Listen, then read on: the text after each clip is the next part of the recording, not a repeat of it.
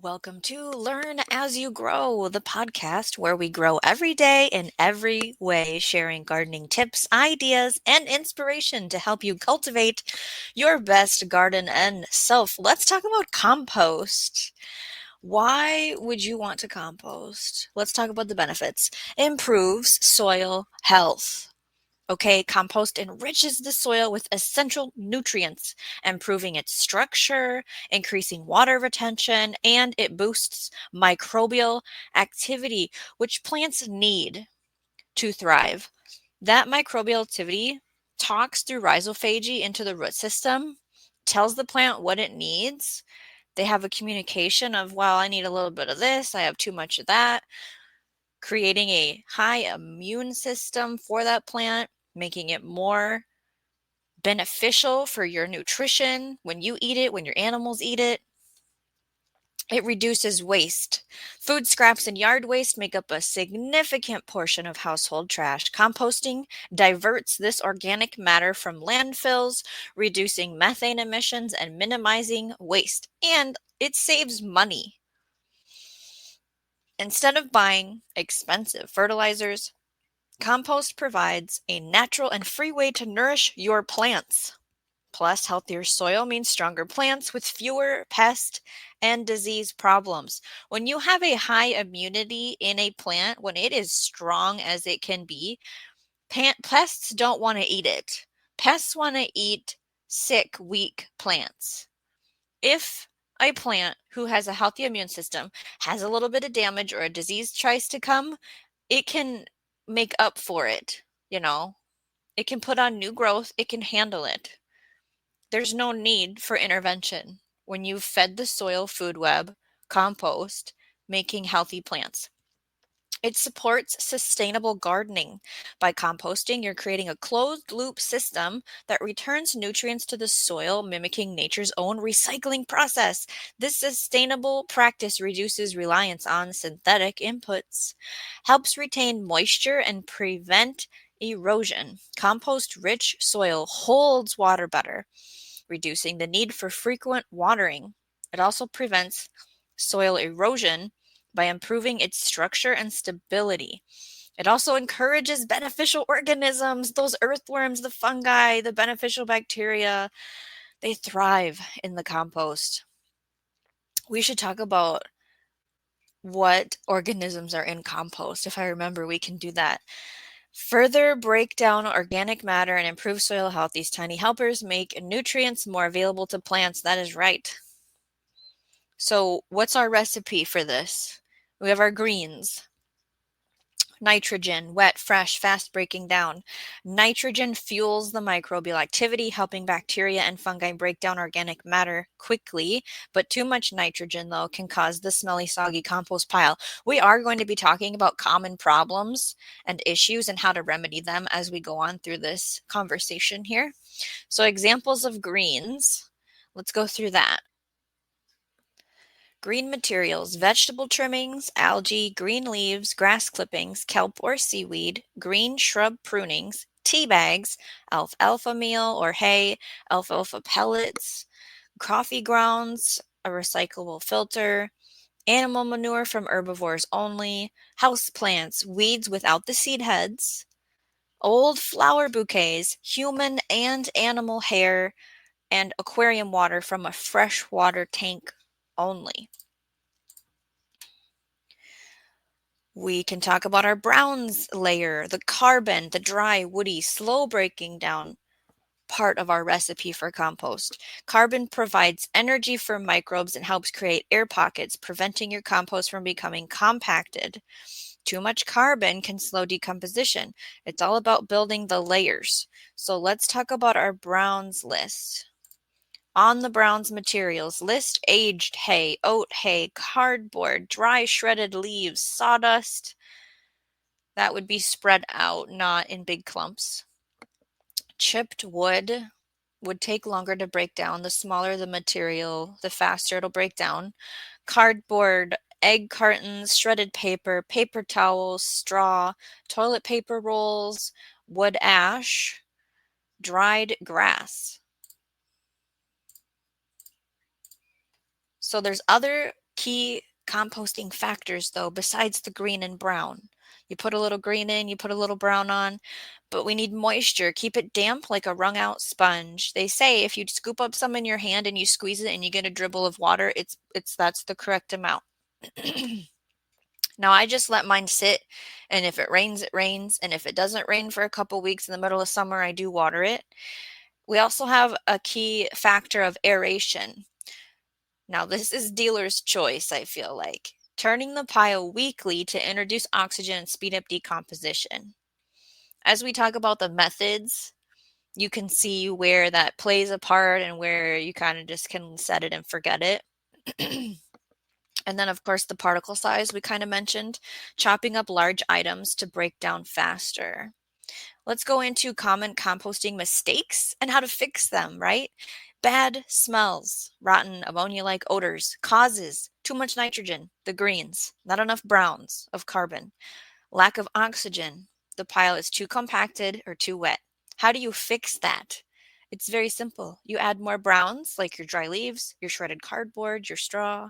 You turn the pile more frequently to aerate it.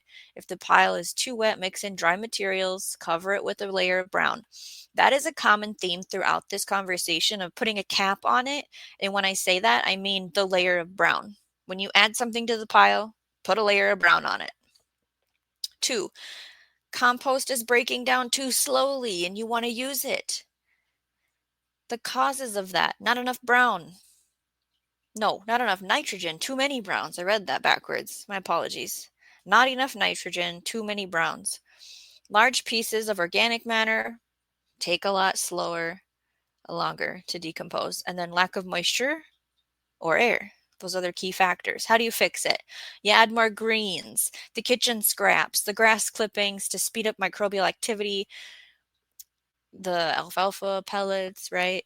Chop up large items like sticks, corn husks, citrus peels before adding them. Turn the pile more often. Check moisture levels. Makes you feel like a damp sponge, like we talked about. Pests. Are you having problems with rodents, flies, or unwanted critters? What are the causes of that? Honestly, exposure of things that they can get at.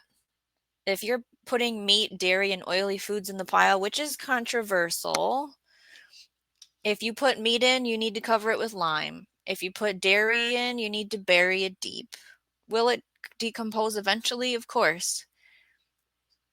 Beginners, we're always warned, don't use meat or dairy or oily foods, period. Just don't even do it. Having exposed food scraps is going to attract pests.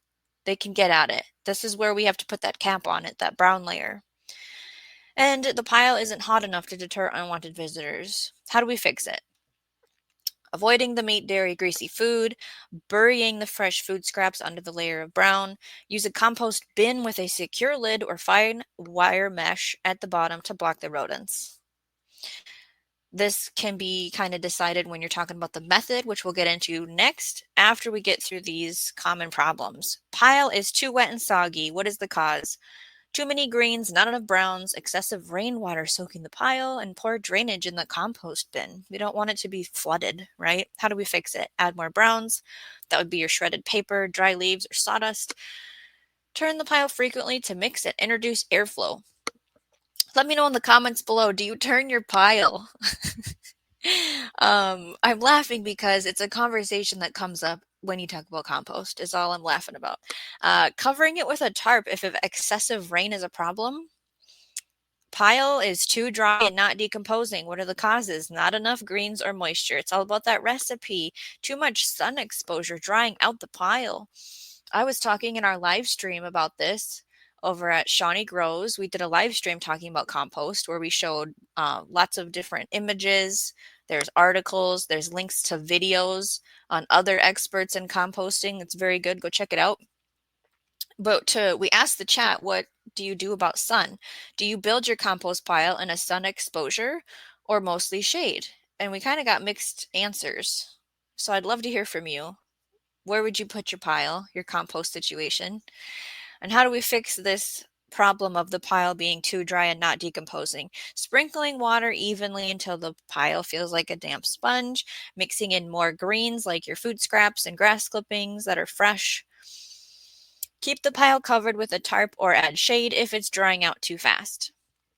Now, how do you know when your compost is ready? Depending on the recipe, if you've stirred it, we need to kind of look at it and get a feel for it. So what are we looking for? Signs of finished compost. Dark, crumbly texture. The compost should look like rich, dark soil with a crumbly consistency. An earthy smell. It should smell fresh and earthy, not sour, not rotten, not ammonia-like. You should have no recognizable scraps. You should not see pieces of food or leaves or any other materials. They should not look like their original form anymore. Except for your eggshells, those take a while to break down. And of course, the twigs, those are still going to be recognizable in there. Everything else should not look like what you put it in there as. Cool to the touch. Active composting generates heat, but once it's finished, the pile will cool down and stabilize. And then no more pile shrinking. Compost shrinks as materials break down. When it stops shrinking, decomposition is nearly complete. And then what if it's not fully done when you go to check it? If it still has visible scraps or uneven texture, you just let it cure. You can leave it for a few more weeks and allow the microbes to finish breaking it down, or you can screen it. I've seen people build a frame with 1x4s, 2x4s, and stapling hardware cloth, 1/4-inch hardware cloth, putting it over a wheelbarrow, dumping compost on top and letting it sift through, filtering out chunks, right? Then you have something to work with. And how do we use finished compost? You can top dress garden beds, spreading 1 to 2 inch layer on top of the soil to boost nutrients. You can mix it into potting soil. Just combine it with your potting soil in your container. You can make a compost tea or a compost extract. So a compost extract is taking a paint strainer bag or nylon, putting scoops of compost that's finished in it, closing it up, taking a 5-gallon bucket with rainwater or a safe water, like well water, water that you trust, and dunking it in and out of that bucket of water until your arm hurts and can't do it anymore, right? You're just filtering out extra beneficial microbes and nutrients into that water to then use diluted to your garden. But a tea is where you start the same. You take scoops of compost that's finished, put it in your paint strainer or your nylon. You dip it in the bucket of water, but then you're adding an aerator because you're multiplying microbes. That's why it's called a tea. Where the extract, you're just extracting what's already there. When you have the aerator on the compost tea, there's a time. You start and stop. 24 to 48 hours. You're creating a liquid fertilizer. You're then going to stop and you're going to dilute it and you're going to use it as a soil drench or foliar feed. We did conversations about this in our interview with Ken from It's All About the Biology, Soil Secrets. Check out that live stream if you want to hear more about that. You can also use compost as a lawn booster if you would like, sprinkling compost on your lawn to improve soil structure and feed grass. You can also use the tea and the extract on grass, on lawns, same thing. But okay, so what are our methods of madness here? How are we going to actually compost? Now, I'm sure your community has a community compost. Sometimes you need a sticker, like a permit, but you drive your scraps to this community transfer station, compost station. They mix it up with whatever else everybody brought, and you have no clue, like specifics. You don't know if it's getting hot enough to break down. You don't know if they put something in there that was sprayed. There could be garbage mixed in, but sometimes you can go and pick up compost once they say it's finished for free or a small fee. The other thing, when you say community compost, I think of that. And I also think you tell your community to bring their scraps to you. Bring me your leaves, bring me your kitchen scraps. Understand the rules that you set for them, the parameters of what they're allowed to bring. But then you have massive amounts to break massive amounts of compost for free because they were just going to ship it off or they were just going to throw it in the bin of garbage, right? There's also bokashi, which is a fermenting compost. You have a bokashi bucket with a spout at the bottom and a lid. You make your layers. There's this bran that you mix on each layer. Once you're finished building your layers, you put the lid on and it sits. You keep draining the liquid out of the little spigot at the bottom. There's a way to use the liquid, like a fertilizer. I don't have the numbers in front of me, but in that live stream, our compost live stream, there were articles on how to do bokashi, where to get the bin, where to get the bran. I think it was called bran. Correct me if I'm wrong. I've never done bokashi. There's a certain amount of time you let that bucket sit closed. Then it's safe to use out in the garden where you can bury it in. There's your pathway soil bank, your trench method. This is the laziest, easiest method. You dig where you walk in your garden, you dig that out and you put your layers in, your greens and browns. You've bulk collected. You've got maybe a 30-gallon garbage bin with a lid, and you've collected a bunch of browns in one bin, and you've collected a bunch of greens in the other bin, and now you're ready to go. You go build the trench up with the composting layers. You put the dirt back on, and then you just let it sit. And when you need to add something to your beds or your garden, you dig that out of the pathway as it's done. You just keep going. So the key thing here is you're not planting into that pathway while that compost is breaking down. It's just the place where you walk. Okay? If you want to see more about Pathway Soil Bank, check out Food, Forest, Permaculture, hashtag Pathway Soil Bank to see videos on how to do this. Of course, there's the heap pile method. I love the heap pile method. I like when my compost touches the ground. It has that instant life connection with the microorganisms and all the creepy crawlies. I'm going to talk about the creatures in the compost after this. You can keep it, 3 sides fenced off if you need to keep it contained somehow. I've used chicken wire, hated it. I've used snow fencing. I like that a lot better. Keep in mind, if you want to get a tractor bucket in and out of there, that's going to help you determine the size. We're going to talk about bins and bay systems as we go here. But the heat pile can be done as you go, as you collect things, or like I said before, you can collect a whole bin, a pile of brown, a whole bin or pile of green, and then build your pile up once you've collected all the stuff for the recipe. And then you turn it once a week. If you want it to go really fast, then you'll have fresh compost done in 3 weeks. I do the set it and forget it method. I just kind of keep adding here and there. Maybe I turn it once the whole season. It sits all summer and the fall and the winter, and then in the spring that has that magical shrink, and then I can use it. Of course, there's the worm bin, vermiculture. We had a whole live stream talking about vermiculture, how to build a system, big or small. In that live stream, it had links to a free downloadable guide to help you through it. We talked about where to get the red wigglers from, ways to use the worm castings, that is the worm poop. It is fantastic. You could be putting your scraps, your greens and your browns in a worm bin. There's bay systems. When I think of bay system, I think of either pallets or cinder blocks, and it's like 3 to 5 different bays, and maybe one bay you just keep your browns in it, and one bay you keep your greens in it, and then when you have enough you build a pile. I've seen it that way, or you build a pile in bay 1. You let it sit. When you're going to turn it, you then dump it into bay 2 and then restart in bay 1. When bay 2 is going to need to be flipped or turned, you then put that in bay 3. Move bay 1 to bay 2. Bay 1's now open to start a fresh pile. Eventually, as you get through your bays, maybe it's the 3rd one, maybe it's the 5th one, you now have finished compost. I've seen bin systems.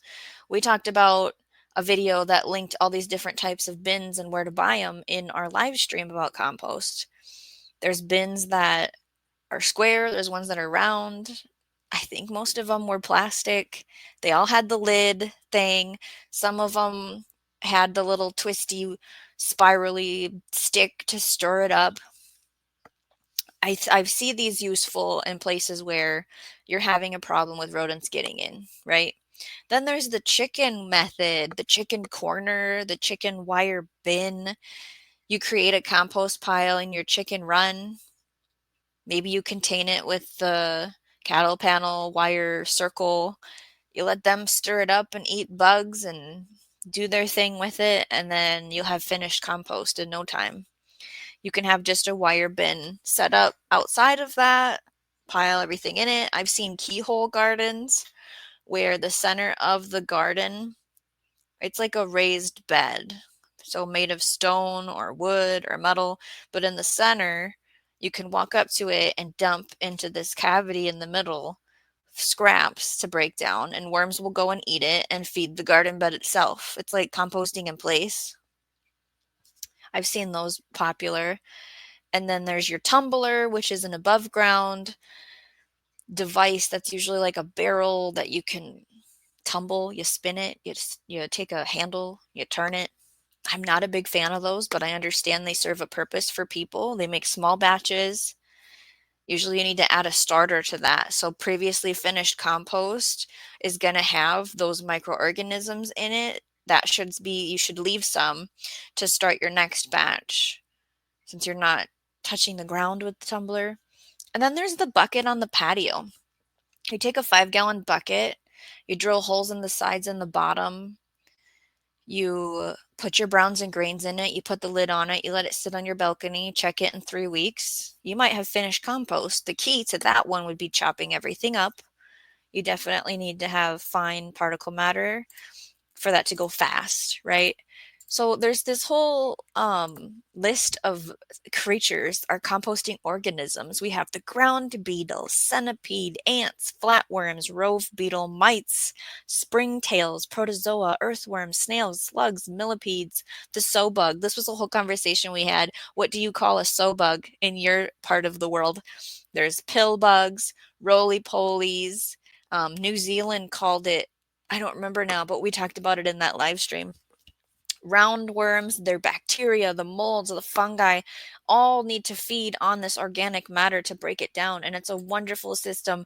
So you want to compost? Let's go through a flow chart. We're going to start. Do you compost at home? Yes? Okay, where? Outside or inside? If it's inside, how do you feel about worms? No? No worms? Do bokashi. Yes, worms? Do a worm bin. Let's go back. At home, outside. What do you want to compost? Kitchen and yard mix? Do a heat pile. Do a sheet mulch. Do a trench. Do a tumbler. Do a bin. You can just compost leaves, leaf mold, right? Let's go back to the top. Can you compost at home? No.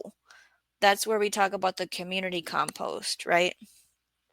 Your bins can be wire, cedar, wood, concrete, chicken corners, pallets, a bucket. Like I said, just stack some stuff up, greens and browns, following the method that we spoke about here. So don't forget to check out my YouTube channel, Shawnee Grows, for even more tips and live streams. We are all about education and talking with fellow gardeners out there in the world. Thanks for listening to Learn as You Grow. Be sure to follow the podcast, leave a review, and share it with a fellow gardener. Until next time, grow every day in every way.